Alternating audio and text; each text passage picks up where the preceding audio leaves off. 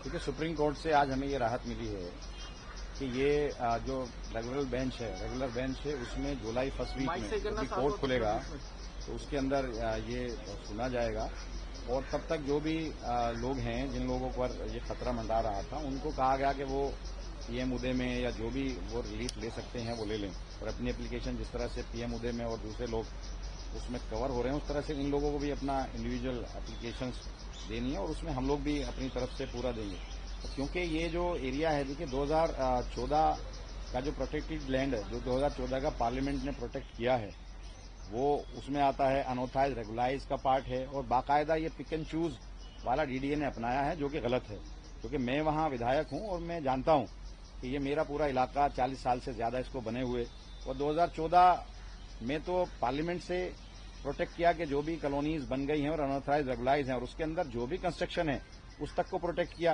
Colony तो पहले से प्रोटेक्टेड है, तो ये गलत तरीके से ये पिक एंड चूज वाला रास्ता इख्तियार किया है डीडीए ने और डीडीए ने गलत रिपोर्टिंग की है।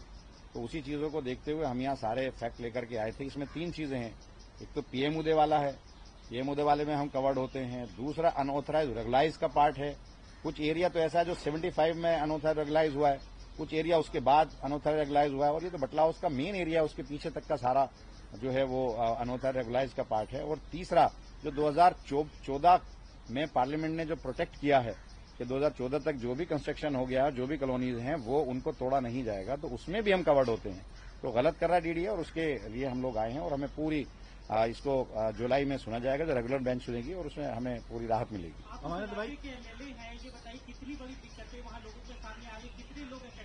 देखिए, आशियाना बड़ी मुश्किल से लोग बनाते हैं और आशियाना बनाने में जमाना लग जाता है और ये लोग उजाड़ने चले आते हैं।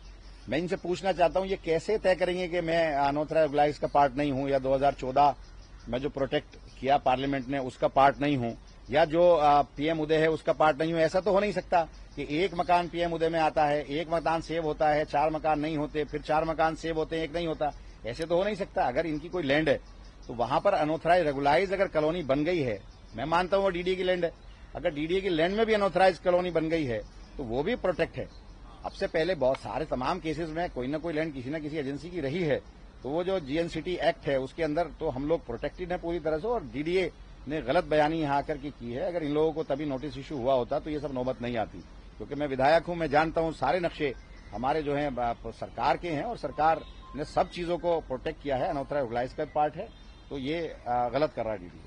अमरनाथ भाई, नोटिस चस्पा कर दिया गया है और उसके बाद जून तक का समय है, तो क्या आप लोग अभी डीडीए के पास जाएंगे, एप्लीकेशन देंगे? डीडीए को अब खुद जब हम लोग सब जुडिश है तो डीडीए को तो अब वेट करना पड़ेगा। जब मैटर सब जुडिश है और सुप्रीम कोर्ट के अंदर है, सुप्रीम कोर्ट ने रेगुलर बेंच को सुनने के लिए डेट फिक्स किया है, तो डीडीए का क्या मतलब है। बाकी हम जो चीजें हैं, जो पीएम उदय में अपना एप्लीकेशन देनी है, जो रिप्रेजेंटेशन हमें देना है, वो हम देंगे।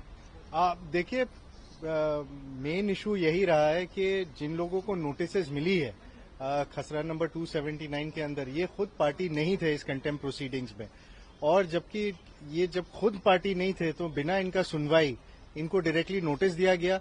ऑर्डर में जबकि स्पेसिफिकली ये बात कही गई थी कि 15 दिन का नोटिस इनको दिया जाएगा जिसके जवाब ये दे सकेंगे, बल्कि उसके जगह नोटिस सीधी इस बात पे आ गई कि आप ये जगह को खाली करें।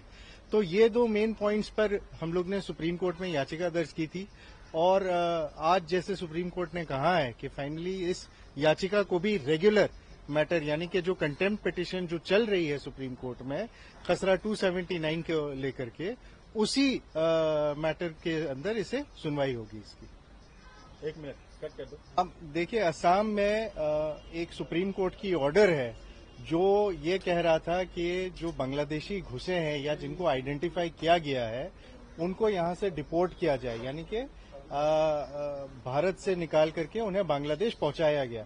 उसी ऑर्डर के अंदर एक दूसरी पहलू थी कि अब तक जिन जिन की कार्रवाई चल रही है उनके कार्रवाई को फटाफट निपटाया जाए और उसमें अगर कहीं कोई आइडेंटिफाई होती है बांग्लादेशी करके तो फिर उनको भी डिपोर्ट किया जाए। असम सरकार ने यही ऑर्डर का बहाना लेते हुए सीधी पुशबैक पॉलिसी बनाया है और पुशबैक पॉलिसी से डायरेक्टली जिन लोग, बहुत सारे ऐसे लोग थे जिनको स्टे मिली हुई थी, जिनके मुकदमा चल रहे थे, उनको जबकि और कोई नोटिस नहीं दे करके डायरेक्टली डिपोर्ट कर रहे थे और इनफैक्ट बांग्लादेश ना भेजकर उनको सीधा सीधी नो मैन्स लैंड पे रुका दे रहे थे। तो इसी के खिलाफ याचिका दर्ज हुई थी, पीआईएल दर्ज हुई थी। ऑनरेबल सुप्रीम कोर्ट ने यही बात कही है कि ये एक मैटर ऐसा है जिसमें अगर आप स्पेसिफिकली देखा जाए, क्योंकि पिटीशन के अंदर 69-70 लोग हैं जिनके बारे कहा गया है, तो ऑनरेबल सुप्रीम कोर्ट ने यही कहा है कि ये matter will be best proceeded in the honourable Guwahati high court. तो जहां पे अफेक्टेड है उसी हाई कोर्ट को आप अप्रोच कर सकते हैं।